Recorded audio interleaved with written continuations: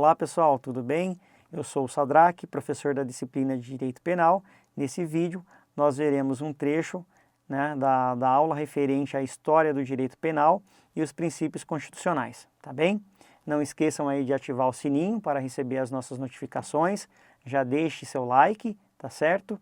E não se esqueça de se inscrever no nosso canal.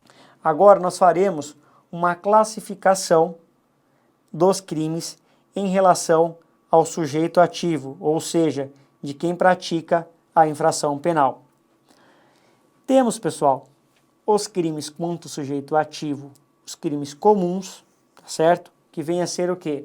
São aqueles que podem ser praticados por qualquer agente, ou seja, o tipo penal não exige nenhuma qualidade especial daquele que pratica a infração penal, tá certo? Como, por exemplo, o crime de furto,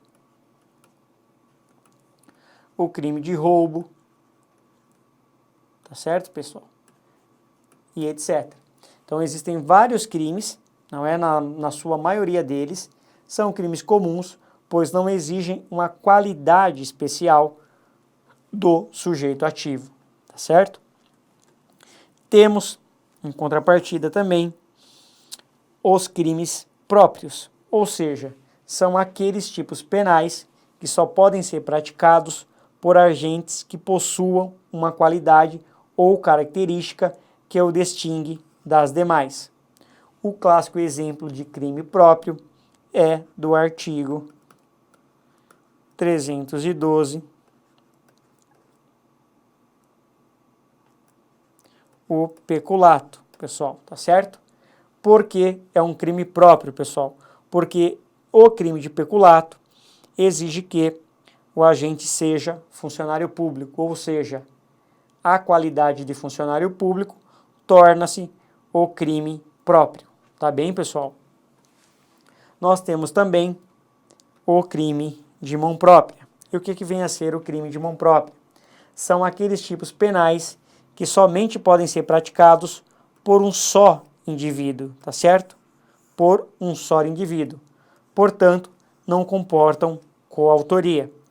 Temos como exemplo, pessoal, o artigo 342 do Código Penal, o falso testemunho. O falso testemunho, pessoal, só pode ser praticado pelo sujeito que depõe ali naquele momento, tá certo? Não é possível que outra pessoa o faça por ele. Por isso que não admite coautoria. É possível que haja uma participação no falso testemunho, mas a regra é que só o indivíduo, ou seja, um só indivíduo que está dando seu depoimento naquele momento, pode praticar o crime de falso testemunho. Tá certo, pessoal?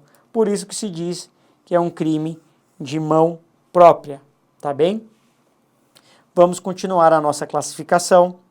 Agora, pessoal, quanto à duração dos efeitos, tá certo?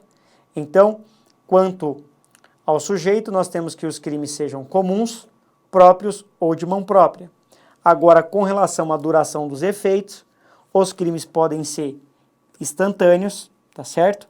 Que são os tipos penais de consumação imediata, pois não há lapso temporal entre a ação do agente e o resultado criminoso.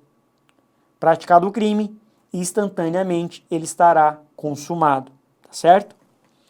Temos também os crimes permanentes, tá certo? O que vem a ser a permanência? São aqueles em que a execução se protrai, ou seja, se prolonga, tá certo? Se prolonga no tempo por vontade do criminoso. E também quanto à duração, nós temos os tipos penais instantâneos, né? Instantâneos de efeitos permanentes. Quais seriam estes, pessoal? São os tipos penais de consumação imediata e cujos efeitos são irreversíveis. No caso, pessoal, temos como exemplo aqui o artigo 121, né? O homicídio. O homicídio consumado, ele é um crime instantâneo de efeitos permanentes. Por quê, pessoal? Quem morre jamais pode voltar à vida, a não ser que seja um Highlander. Tá certo? Então, esse é um grande exemplo de um crime instantâneo de efeito permanente, tá bem? Vamos continuar ainda com a nossa classificação.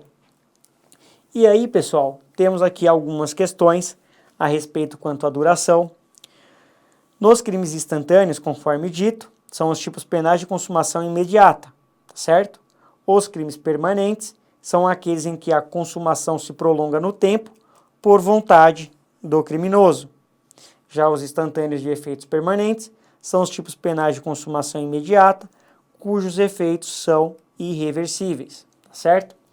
E eu chamo a atenção de vocês para a súmula 711 do STF, que diz o seguinte, pessoal: a lei penal mais grave, ela aplica-se ao crime continuado ou ao crime permanente, tá certo? Se a sua vigência é anterior à cessação da continuidade ou da permanência, tá certo? Fiquem tranquilos que quando nós estudarmos a questão da aplicação da norma, tá certo? Nós estudaremos o que seria continuidade delitiva, tá certo? Por enquanto, se atentem para a questão da permanência, que seria o quê? Aquele crime em que a execução dele se prolonga no tempo, tá certo? O que você acabou de assistir foi um trecho das nossas aulas. Para mais vídeos como esses, ative o sininho, se inscreva no nosso canal e nos acompanhe nas nossas redes sociais.